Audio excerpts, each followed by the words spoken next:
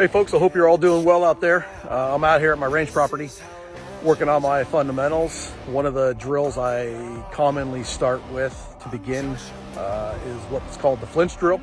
So I want to talk to you real quick about that, what it is and how to do it.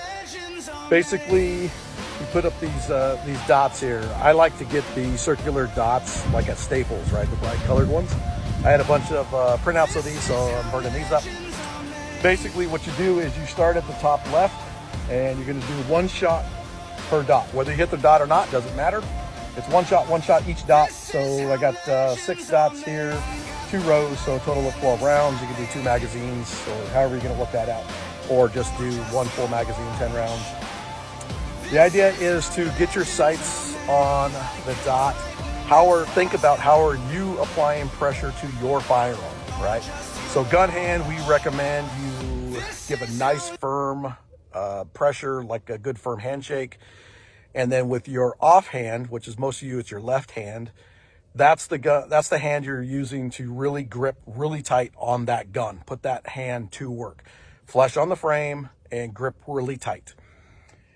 Then focus on the trigger work. How are you applying the pressure to the trigger? You want to apply the pressure straight back, straight out. If you mash the trigger, great. But most people can't do that and hold the gun still, right? So you got to focus on how you're applying pressure to the trigger. Nice and smooth back to you. Let that gun pop off. Nice and smooth out. Transition to the next dot.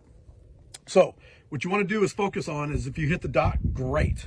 You're applying equal pressure to the gun. Nice smooth pressure to the trigger. Move over to the next dot. You can see here I hit a little low. Yes, I felt that round go off and I had dipped my gun just a little bit. Right? Hit. This one here. Yeah, look at that. So when you miss that bad to the dot, you should be able to know and feel why you missed, right? So if you can't fix something if you don't understand what you're doing. Then I moved over and did okay. Now I shot this at 5 yards with my red dot, my Glock 19 red dot system. Typically you want to start this at 3 yards. Once you're really good at this at 3 yards and you can hit each dot, then challenge yourself. Move back to 4 yards, then move back to 5 yards and see how you're working with that. Again, remember, you're applying even pressure to the gun, nice smooth pressure to that trigger, and that's how you're going to really help your accuracy.